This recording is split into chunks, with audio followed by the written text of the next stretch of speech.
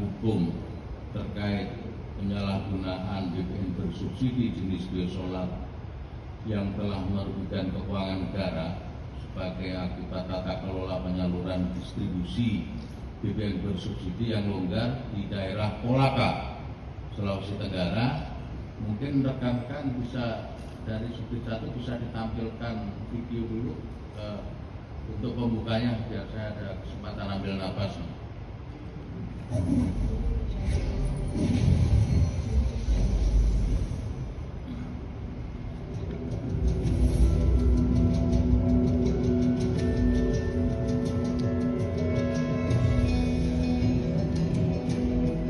Nanti teman-teman media kalau memerlukan boleh minta ke Pak Kasih Terminal BBM Kolaka di bawah kendali PT Pertamina Tata Niaga Operation Region Bidi Makassar yang seharusnya dikirimkan kepada Stasiun Pengisian Bahan Bakar Umum atau SPBU, Stasiun Pengisian Bahan Bakar Nelayan atau SPBN, Agen Penyaluran Minyak dan Solar atau APMS, disalahgunakan dengan cara dibelokkan ke gudang perlindungan tanpa perizinan. Selanjutnya, isi muatan biosolar tersebut dipindahkan ke mobil tangki solar industri, kemudian dijual kembali dengan harga solar industri atau non-subsidi pada penambang yang melakukan kegiatan pertambangan dan juga dijual kepada kapal tugboat atau penarik tongkang.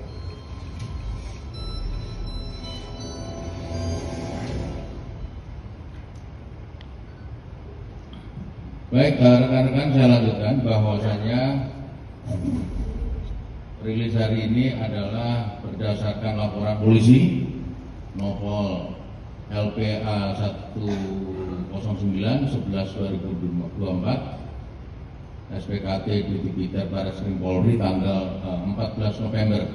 Kenapa baru kita sampaikan sekarang? Kita tentu memerlukan data dan fakta yang valid untuk baru bisa kita sampaikan kepada rekan-rekan media. Yang kedua, dasarnya adalah surat perintah penyidikan nomor SPCD 636/11 Tipiter tanggal 14 November 2024. Fakta peristiwa yang terjadi yaitu setelah melalui serangkaian penyelidikan oleh Unit 5 Subdit 1 Tipiter Barreskrim Polri, telah ditemukan kegiatan di gudang penampungan BBM subsidi ilegal yang beralamat di Lorong Tebu, Kelurahan Balandete, Kecamatan Kolaka, Kabupaten Kolaka, Sulawesi Tenggara, dengan barang bukti sebagai berikut.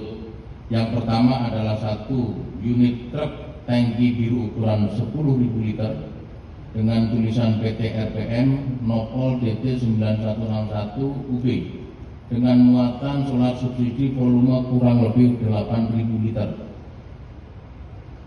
Yang kedua, 1 unit truk tangki biru ukuran 5.000 liter dengan tulisan PT RPM Nopol DT 8834 BB dengan muatan kosong.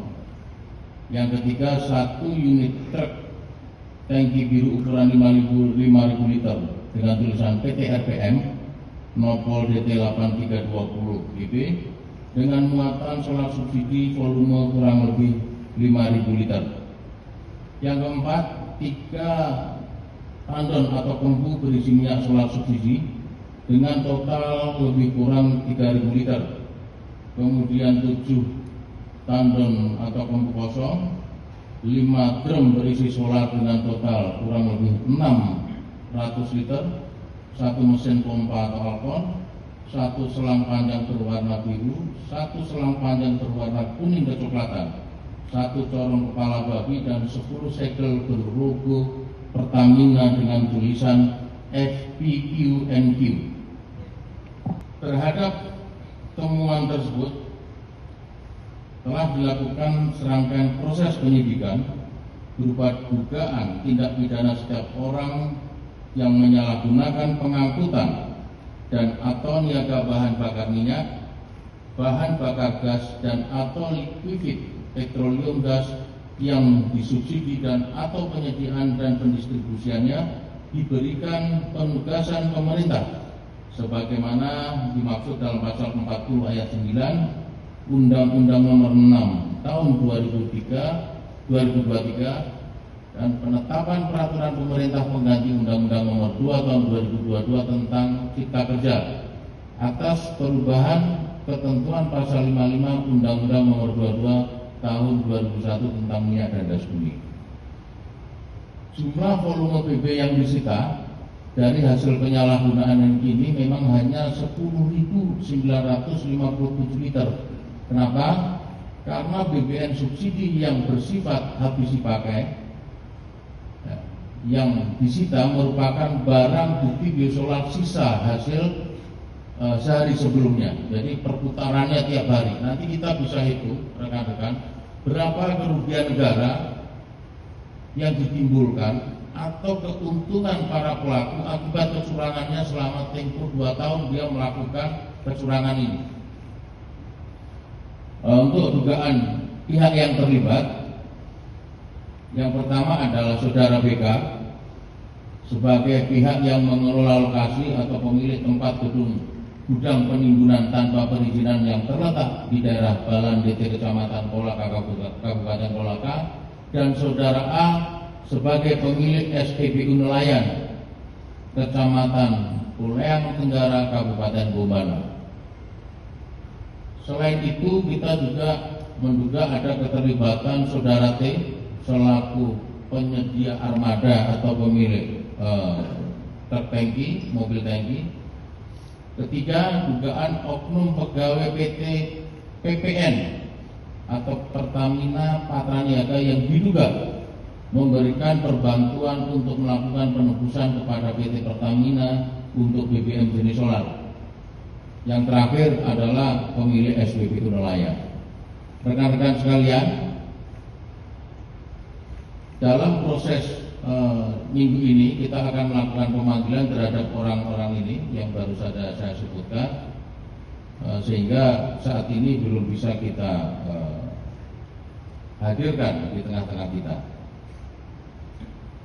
Modus operandi, bagaimana tadi kita sampaikan bahwa bahan bakar minyak jenis solar bersubsidi atau B35 yang berasal dari full terminal BBM Kolaka di bawah kendali PT Pertamina Patraniaga Operation Region 7 Makassar yang seharusnya dikirim kepada stasiun pengisian bahan bakar umum atau SPBU dan SPBN, stasiun pengisian bahan bakar nelayan, agen penyaluran minyak dan solar atau APMS disalahgunakan dengan cara dibelokkan ke gudang penimbunan tanpa perizinan, dan selanjutnya isi muatan biosolar tersebut dipindahkan langsung ke mobil tangki solar industri.